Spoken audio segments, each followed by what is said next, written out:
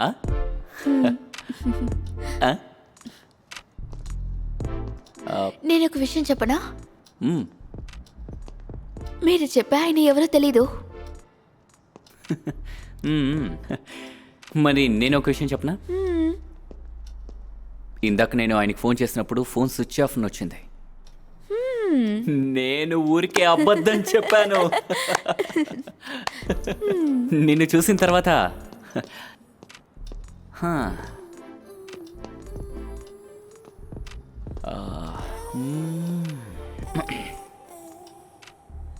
Enjoy చేద్దామా?